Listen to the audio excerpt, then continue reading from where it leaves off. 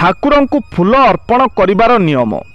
ଯଦି ଫୁଲ ମିଳିଲା ନାହିଁ ତେବେ ଦେବତାଙ୍କ ପୂଜା ଜଳ ଓ ଦୁବ ଦ୍ୱାରା କରିପାରିବେ। ପୂଜାରେ ସଜ ଫୁଲ ବ୍ୟବହାର କରନ୍ତୁ। ପୂର୍ବଦିନ ତୋଳା ଫୁଲ ବ୍ୟବହାର ଅଶୁଭ ମନାଯାଏ।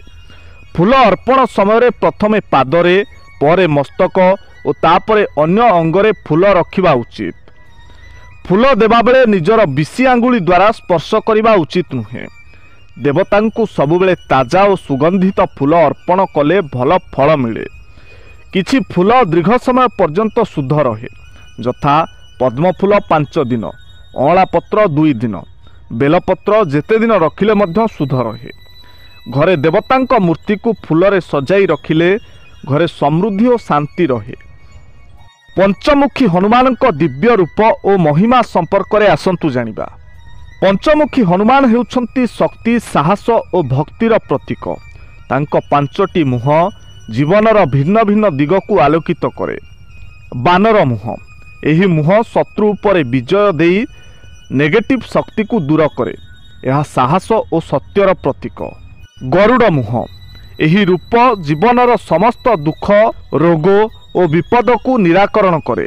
ଏହା ସୁରକ୍ଷା ଓ ଶାନ୍ତି ଦେଇଥାଏ।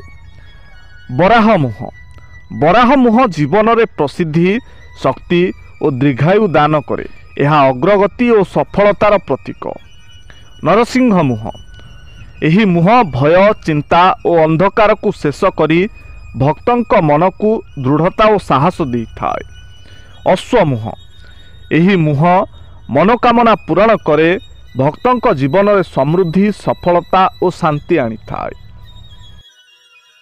ସାଙ୍ଗମାନେ, ଜୀବନ ହେଉଛି ଏକ ସଡ଼କ ପରି। ଆଉ ଏହି ସଡ଼କରେ ଆପଣ ଯେତେ ମନ ଦୁଃଖରେ ଚାଲିବେ ଆପଣଙ୍କର ରାସ୍ତା ସେତେ ଲମ୍ବି ଲମ୍ବି ଯିବ। ଆଉ ଆପଣ ଯଦି ହସିକି ଚାଲିବେ ତାହେଲେ ରାସ୍ତା କେତେବେଳେ ସରିଯିବ ତାହା ଆପଣଙ୍କୁ ଜଣାପଡ଼ିବ ନାହିଁ।